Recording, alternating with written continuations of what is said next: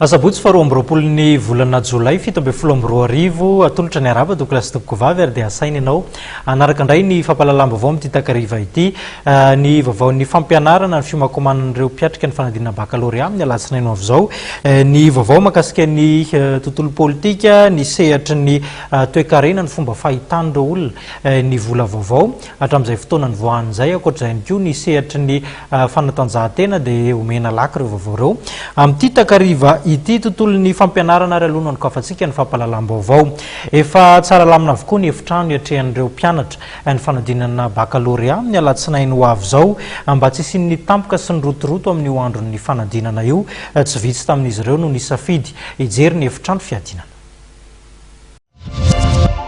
Maro tamin'ireo mpiadina hiatrika ny fanadinana baccalauréat izay hanomboka amin'ny alatsinainy izao no nisafidy ny nijery ny efitrano hanatanterahana ny fanadinana tamin'ity androany ity. Fialana amin'ny fikoropahana sy ny fahatarana amin'ny alatsinainy izao no anton'izany ary ahafahana mamerindesina ihany koa amin'izao faran'ny herinandro izao. Amin'izay tsy dia sahirana loatra rehefa ilay amin'ny alatsinainy fa sao dia taraiky ilay ao anaty ampianarana sary. Androany ny sala tsy mbola rapitrany ny vahoaka mbola no vision kely raha io mba ohatry mihitsitsina sotra izany.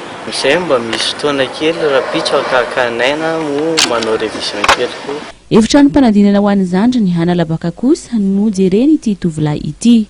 Sala ny zandrinay mbola manao revision bizy amin'izao dia tsy afaka za mijery fa manatsa azy fotsiny afaka pitso. Fangataham-pitahina amin'Andriamanitra famerenandesona farany io no tena ifatohany ity weekend ity. Efa vonona ihany aloha ny amin'ny ankapobeny mbola misy zavatra tokony hoaverimberina kely rariva na trano. Ohatra hoe SVT dia STGO, TDA. Ny fanomanana aloha mbola manomana be dia fahafanonana koa mbola tontonony manavanana malagasy dia ny mbola atahorana angamba fa tsy hoe tsy manavanana STGO.